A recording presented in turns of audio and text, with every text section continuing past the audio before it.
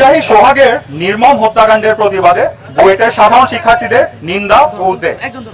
ঢাকার ঐতিহ্যবাহী sir Salimullah medical college Mitford হাসপাতালের ৩ নম্বর গেটের সামনে মোহাম্মদ সোহাগ নামের একজন ভাঙ্গারি ব্যবসায়ীকে পাথর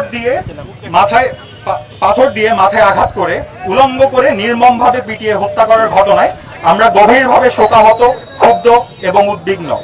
আমরা মনে করি সাম্প্রতিক বছরগুলোতে রাজনৈতিক প্রশ্রয়, বিচারহীনতার সংস্কৃতি ও প্রভাবশালী মহলের ছত্রছায়ায় একের পর এক হত্যাকাণ্ড সংঘটিত হচ্ছে। সোহাগ হত্যার ঘটনাও তার ভয়াবহ উদাহরণ। শুধুমাত্র চাঁদা দিতে অস্বীকৃতি জানানোয় একজন মানুষকে এমন পাশবিকভাবে হত্যা করা, এটি আমাদের সমাজের চরম মানবিক ও নৈতিক অবক্ষয়ের চিত্র তুলে ধরে। ঘটনা পরবর্তীতে জানা গেছে অভিযুক্ত মহিন বাংলাদেশ জাতীয়তাবাদী যুব দলের একজন প্রভাবশালী রাজনৈতিক কর্মী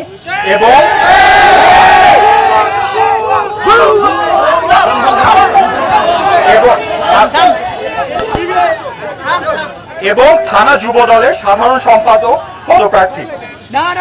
তার বিরুদ্ধে চাঁদাবাজি, নিয়োগ বাণিজ্য সহ অসংখ্য অভিযোগ রয়েছে। অথচ তার এসব অপকর্মের বিরুদ্ধে যথাযথ ব্যবস্থা গ্রহণ করা হয়নি, বরং রাজনৈতিক পরিচয়ের কারণে তার বিচারহীনতা নিশ্চিত হয়েছে, যার পরিণতিতে ঘটেছে এই নির্মম হত্যাকাণ্ড।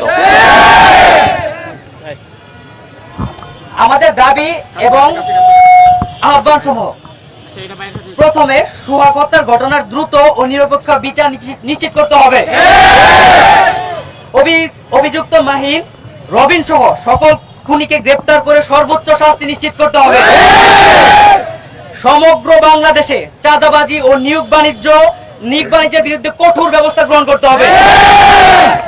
রাজনৈতিক পরিচয়ের অপব্যবহার করে অপরাধীদের রক্ষা করার সংস্কৃতি থেকে আমাদের বেরোয় আসতে হবে। ভবিষ্যতে এ ধরনের ঘটনা রোধে প্রশাসনিক ও রাজনৈতিক পর্যায়ে স্বচ্ছতা ও জবাবদিহিতা নিশ্চিত করতে হবে।